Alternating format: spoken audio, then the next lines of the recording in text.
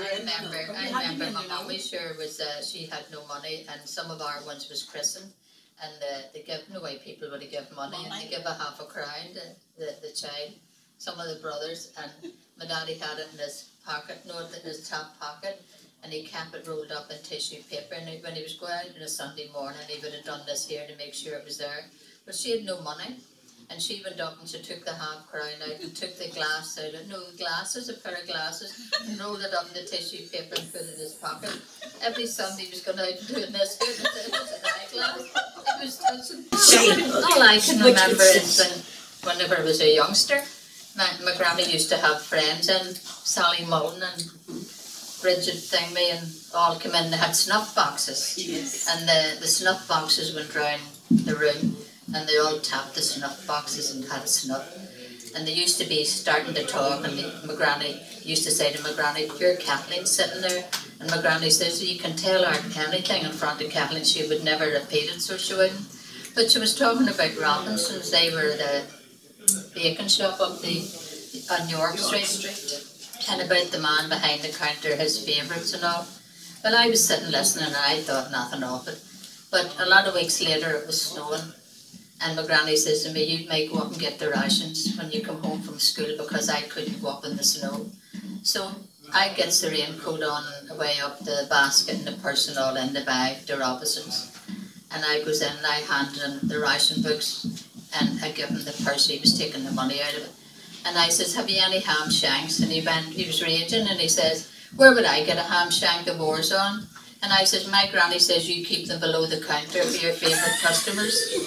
And he went a purple shade, and he went up and round the back, and he came back with a parcel, and he put it into the bag, and he took the money out of the purse and gave it to me, and he says, "Go on." And I went home, and I gave my granny the bag, and she opened it. She says, "What's that?" I says, "I don't know." And when she opened it, it was a ham shank. She says, "Where'd you get that?" I says, "I told Fred you said he keeps them under the counter for his favourite customers." Well, I got the round to the kitchen, I'll tell you. She went in, but was going to get killed. So that was it. You can tell our Kathleen anything. It's the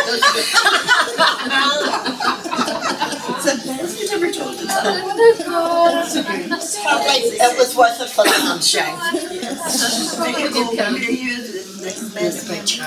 Oh, jeez. Charlie used to work in the silo, and I worked in this chippy, just a couple of doors from me.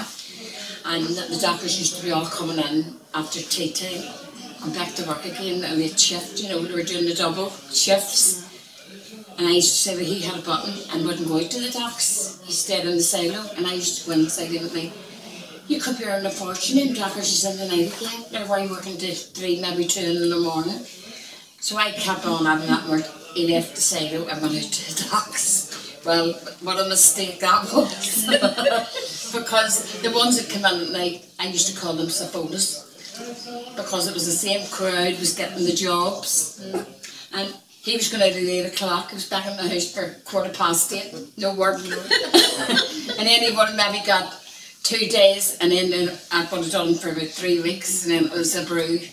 Well, they gave them the brew daily then, but it wasn't much. But anyway, this week he had a good week, and my little sister used to do the shoe clubs, and he gave me the money to get a pair of boots. So I put the money in the pocket. We really got a shoe club for a little. Went up and got the boots, and about 3 days after, my mother knew what I'd done, and she was always shouting, you see. About 3 days after he comes in, he says to me, "Them boots is not paid for." And I looked at him, and I looked at my mother, and I could still see her face. I was tripping her. And I says, "You don't keep your mouth shut." And she said, "What are you talking about?" I said, "She told you." He said, "She told me what?" And I got the shoe club. He says, "No, Mary, she didn't. The doctors were shouting because they were squeaking. Charlie, your boots is not paid."